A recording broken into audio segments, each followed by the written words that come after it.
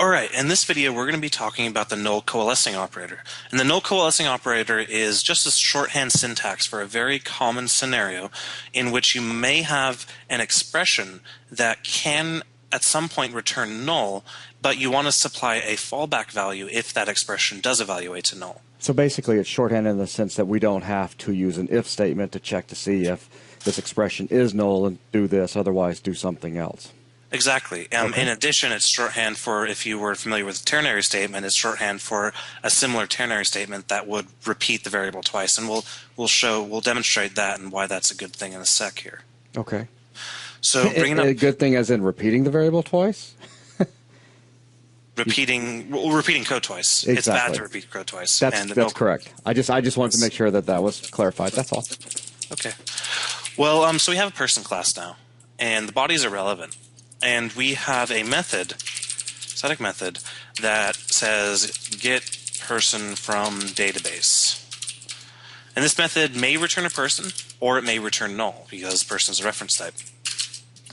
So we want to write code that gets the person from database, checks to see if it's null, and if it is, assign it to a new person. The way you would normally write this code is very straightforward. You would just do var person equals get person from database. Then you say if person is null, person equals new person. Okay. And the problem with this code is that it's long. Okay. Yeah, boy, let me tell you what, it's just hurting my eyes. Well, yeah, but it's also an if statement. It's not an expression, so it's more difficult to, like, for example, if we were actually passing this into a method, for example, we could not put that on the same line, and it's just not very concise. And these examples and this kind of code does actually get very long-winded when you start to have chains of things that could be null. Okay. So one of the ways we can compact this is by doing this. We can say person2 equals get person from database does not equal null, question mark, get person from database, comma, or colon new person. Now this code has two problems. The first problem is it's long-winded. And the second problem is that we're actually calling get person from database twice. The only way to solve that would be to declare a third or a second variable on top of that, thus losing the conciseness of the ternary operator. But just to see what that would look like, it would look something like this. If person from DB equals get person from database, sorry, var person from DB equals get person from database, var person3 equals person from DB does not equal null, question mark, person from DB, new person.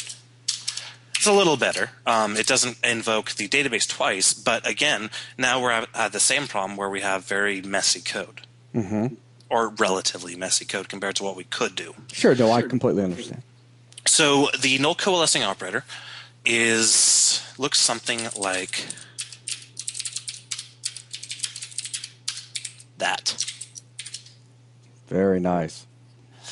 So yeah, I mean that's really all it is. We're taking this code essentially and moving it into two characters. And the only parts that matter is the left side and the right side.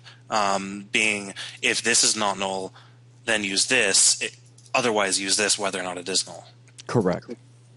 So that's it's very straightforward. Null coalescing works obviously on reference types and on nullable types, so anything that can be null. Important notice, though, is that if either of these operands are dynamic, the entire expression is dynamic. On top of that, the semantics for what the type of this expression actually gets assigned to is very similar to that of the ternary operator, in that the compiler will try to reconcile the first operand and then the second operand to see if there's any common base type that they can be converted to implicitly. And remember, it's just an implicit conversion.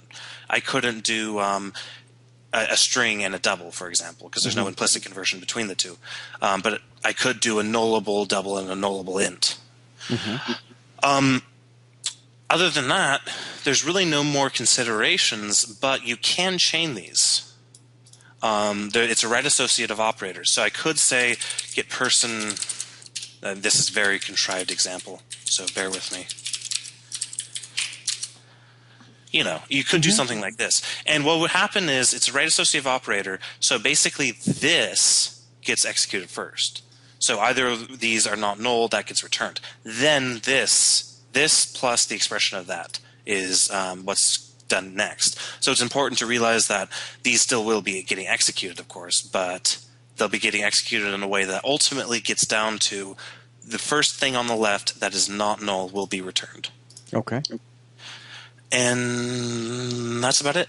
Okay, fantastic. Well, with that, that is going to conclude this video. Thanks a lot, everyone.